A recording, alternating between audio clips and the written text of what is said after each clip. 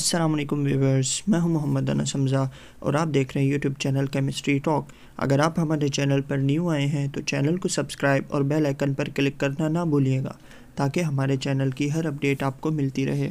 आज की हमारी इस वीडियो का टॉपिक है इलेक्ट्रोमैग्नेटिक रेडिएशंस, जिसके अंदर हम इलेक्ट्रोमैग्नेटिक रेडिएशंस के हवाले से पढ़ेंगे।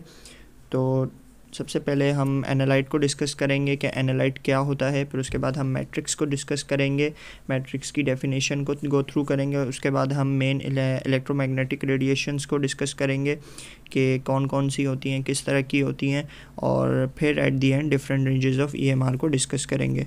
तो चलिए शुरू करते हैं। पहली स्लाइड हमारे पास है एनालाइट की। In analytical chemistry, an analyte is the substance or chemical constituent that is of interest in an analytical procedure.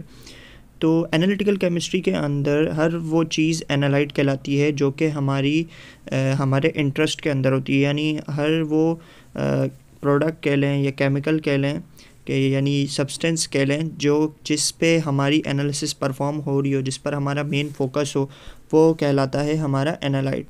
Analyte के बाद हम आते हैं अपनी नेक्स्ट डेफिनेशन पे, जो कि है मैट्रिक्स।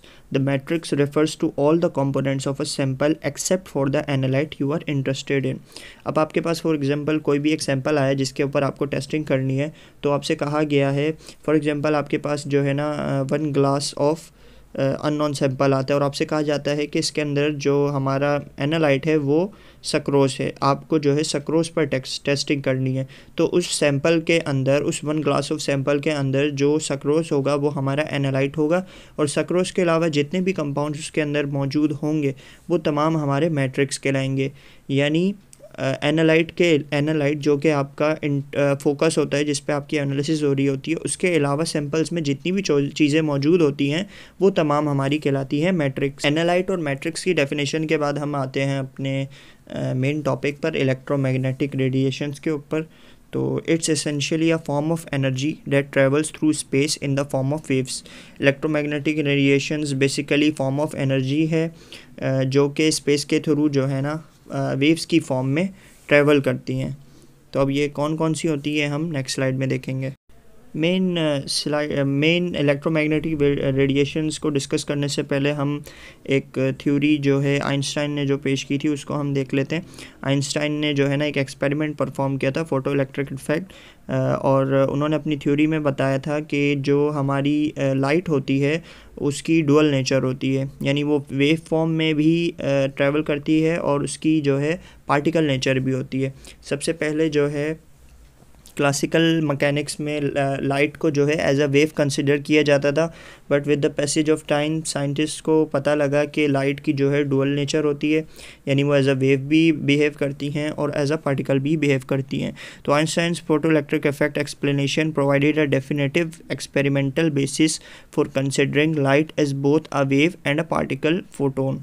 यानी आइंस्टाइन की जो एक्सपेरिमेंट था फोटो इलेक्ट्रिक इफेक्ट, उसने जो है इस चीज़ को प्रूव किया कि light has a dual nature, it has a nature wave like nature and it also act as a particle. उसके बाद हम आ जाते हैं अपनी जो है मेन इलेक्ट्रोमैग्नेटिक रेडिएशंस की टाइप्स पे। सबसे पहले हमारे पास रेडियो वेव्स आती हैं। रेडियो वेव्स जैसा कि आपको पता है हम आगे चल के डिस्कस करेंगे।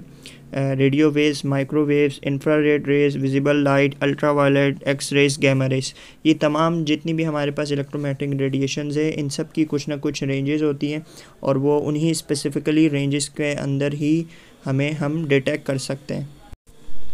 सबसे पहले हम बात कर लेते हैं रेडियो वेव्स के हवाले से।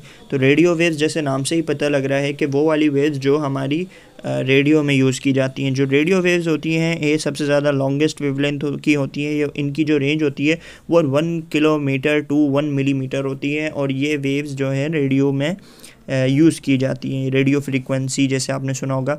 इसके बाद नेक्स्ट हमारे पास वेव्स हैं माइक्रोवेव्स।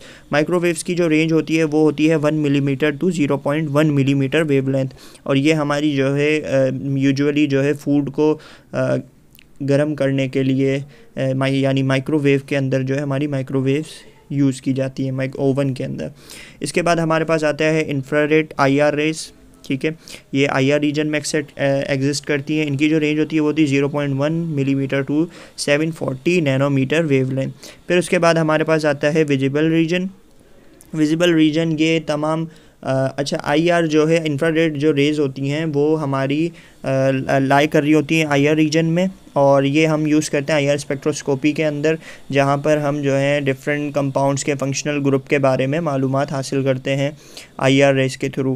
फिर उसके बाद हमारे पास आता है विजिबल रीजन। विजिबल रीजन ये वो रीजन है जो हमारी आइज़ देख सकती हैं, और इसकी जो रेंज होती है विजिबल लाइट की होती है 740 नैनोमीटर से 400 नैनोमीटर तक।